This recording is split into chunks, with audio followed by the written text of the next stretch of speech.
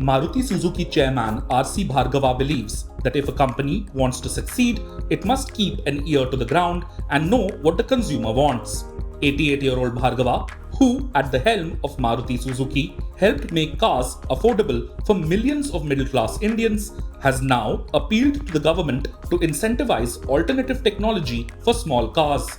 And he is dead set against blindly replicating the Western model when it comes to EV adoption. But why focus on small cars? After all, the market share of cars priced below 5 lakh rupees has shrunk from 25.8% in FY19 to just 10.3% in FY22, while the market for cars under 7.5 lakh rupees has shrunk from 60% to 43% over the same period. On the other hand, sales of pricier SUVs have been in the fast lane for some time now. Undeterred, Bhargava says that sales of small cars priced below 7.5 lakh rupees will continue to grow for a long time to come. His rationale for the projection is that over 200 million two-wheeler customers are waiting to upgrade to cars. Also, Bhargava says that a substantial increase in the price of such small cars has forced thousands of would-be buyers to shelve their plans in recent times. But if India wants to meet its ambitious clean mobility goals and 2070 emissions targets, the first car these 200 million customers buy can't be powered by internal combustion engines.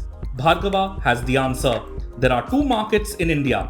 There is what he calls the Bharat market for affordable small cars and another one for bigger cars with 20 to 25 lakh rupees price tags. The challenge then is to meet the needs of the former because the current cost of electric cars would be double that of ICE cars. An EV with a 12 lakh rupees tag would not be affordable for most middle-class buyers. Bhargava's solution is alternative technologies. At present, the price of a hybrid car is around 4 lakh rupees more than an ICE-only car. But Bhargava says that a reduction in the goods and services tax, as in the case of electric cars, would bring down their price to affordable levels. While the cost of hybrids is higher than ICE cars, it is still lower compared to EVs. Also, hybrids may be best suited for Indian conditions as they don't require charging infrastructure. But EVs attract a GST of 5%, while hybrids attract a much higher 43% GST. India recorded sales of 115,032 hybrids in FY22, which is just 4.2% of the 2.7 million passenger vehicles sold. Still, promoting hybrids might be the right solution for pushing EV adoption in India. Nomura Research Institute sees the share of hybrids in total PV sales doubling in FY25. In 3 or 4 years, they may become affordable, backed by Japanese car makers. But earlier attempts to popularize hybrids in India had failed in the absence of policy support and incentives. So, is GST rate parity between hybrids and EVs needed?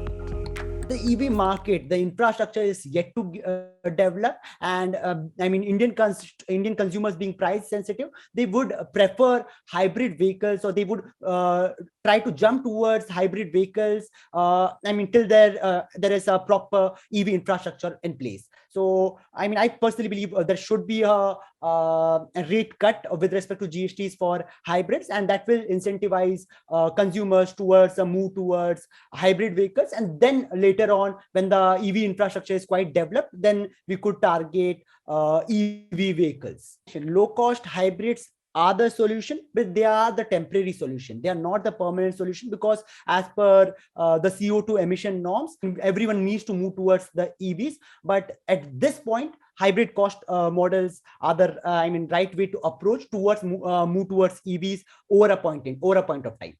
So if you see ethanol or biogas, they reduce emissions by around 30-40%. And if you see, Brazil alongside with India are two of the highest, producers of sugarcane or sugar, and from which, you get ethanol as an alternative fuel. And India, of late, if you see the policies, has, the policies state that you can produce and export ethanol to a higher extent. And India could use ethanol over a period of time for its own EVs, for its own hybrid models. Ethanol-based hybrids could be an alternative model, at least for the short run.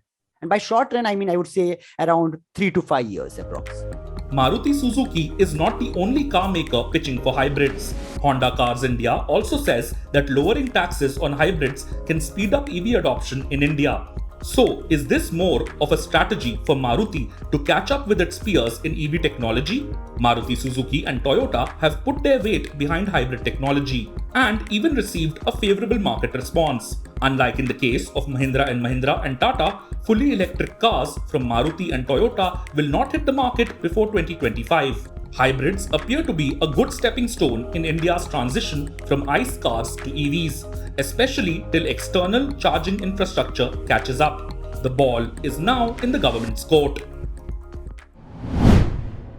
If you like this video, share it and subscribe to Business Standard.